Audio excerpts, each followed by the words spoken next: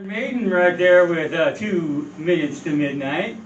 And still sitting here with my co-host for today, Steve Rosen. Yeah. Guitar World, guitar player, UltimateGuitar.com. We've been talking a lot about meeting Eddie and all that stuff. Let's go all the way to the end.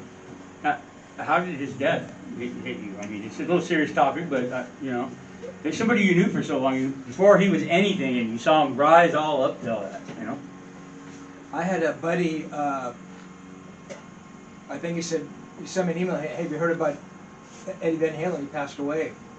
Wow, you didn't even know that. Yeah, so went online, I saw all this stuff coming up. I hadn't spoken to Ed,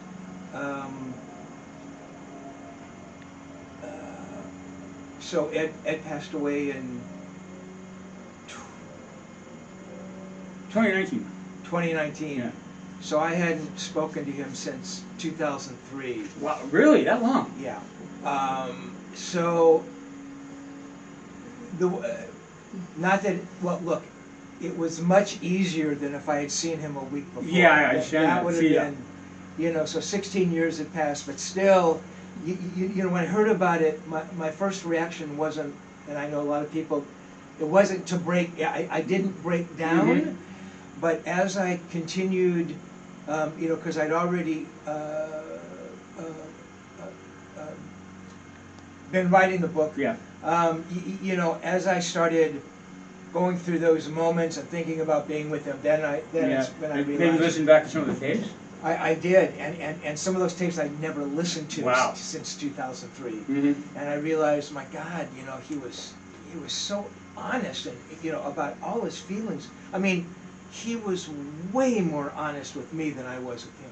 That's crazy. He was just able to open up, and I told him a lot of personal things about me, man, but he, it was just like there was nothing that was forbidden with him, So in answer to your question, it didn't hit you as hard as you thought?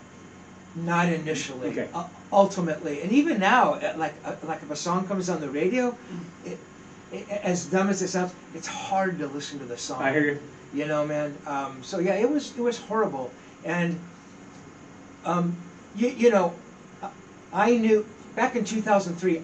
I didn't know how sick he was. Mm-hmm. Now, and the real quick on a side note, what do you think? Because Ed always swore in some of the interviews I read that it was the metal guitar picks that he used that messed up his tongue instead of the smoking. I don't know for a fact that it wasn't. I find that incredibly hard to believe. Yeah, because I know how hard it is to quit smoking. If it wasn't for vapes, I probably never would have. I smoked myself to the ground. And Edward was able to quit every drug except nicotine, and he, like you, Andy, started vaping.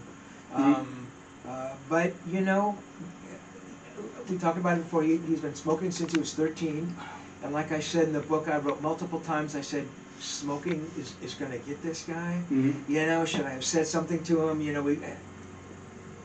I mean, I can remember how many times I've seen Ed with that cigarette in the stock. That's almost a signature of Eddie Van Halen. Constantly, and you'd watch him, and it was that old, scenario. He'd smoke it half down, he'd put the cigarette out before it was even out, man. And it became like breathing. I mean, look, man, you smoked a lot. You don't think about it. You just don't think about it. At the end of the day, you'd smoke 3 or 4 packs. I don't know how many. I think at my peak was at 2. And I was still in the Navy then, and I told you how I ended up smoking was because of the United States government, and the United States Navy. Yeah. The only guys that got smoke breaks when I was in boot camp were people that smoked. So when you're in boot camp, you want a break. So everybody started smoking. I mean, I bought a carton a week after that. I had never even smoked in high school. I was a baseball player in high school, It's unbelievable. Nicotine is, like I was telling you, nicotine, and Eddie, it's insidious. It's probably the worst drug out there. And horrible. We tax it and celebrate it. You do. Now I want to before we go to the next song, yeah. I want to talk about those conversations a little bit. Now, he would just call you in the middle of the night, out of the blue. What I ultimately called the Twilight tapes. The Twilight. I actually at first was going to call them the Midnight tapes, but Twilight tapes had That's better ring to it. Yeah, he would. He'd call me, man. It was always late because he was always up. You know, he kept inhuman hours. Oh, I can relate. I keep the same ones. Right? So, I mean, you know, he'd go in and go to bed at 6 in the morning because he'd been on the studio all night. And I saw him, and I was there with him, you know, man, it'd be 4 in the morning, and Val would call from the house, Ed, when you come in to sleep, you know, and I feel, you know, kind of bad. It's like, Because you're keeping him up because you're there, right? but it's like, come on, dude, I'm hanging out with Eddie Van Halen in this studio. I'm not going anywhere until he kicks me out. I'm sorry, Val. I'm hanging out with your husband tonight, you know. I can totally relate. So, yeah, so he would call me, and he'd want to talk about something. And what I can never forgive myself for is there were so many conversations that I didn't record. And in the book, I reference one conversation that was 6 hours. I can't, and I kind of remember that, but in 6 hours, oh my God, I can't. I've never even talked to a girlfriend that long. I know, man. I know, and those are the moments that make me cringe. It's like, oh my God, what did I miss, and what was on his mind that night? But yeah, man, he'd talk, and he'd just start talking, and he really wasn't looking for answers. I think he just wanted to talk to somebody, and he trusted me, thank goodness, you know, and I never betrayed that trust. And I tried to be honest with him, as honest as I could.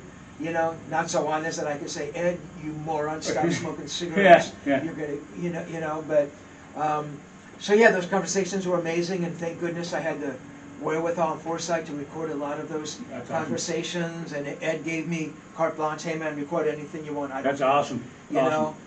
So yeah, man, and those became the heart of the book because of the conversations when it wasn't me just talking, not just, but talking from questions. Hey, Ed, tell me about the new record. Kind of like I'm doing here. Yeah, man, you know, and there's a time and place for that, but this went so much deeper, and these were conversations that no other writer ever had with him. That's awesome. And that's what kind of makes my book different, you know. And I was honored. I was lucky to have been there, man. I was honored. And, you know, who knows how and why the world works like it does, but, you know, there it is. Awesome. Awesome. Let's get back at those nicotine companies because, you know, it's just the American way, you know. And this is a little sacred right now on Razor KXRZ.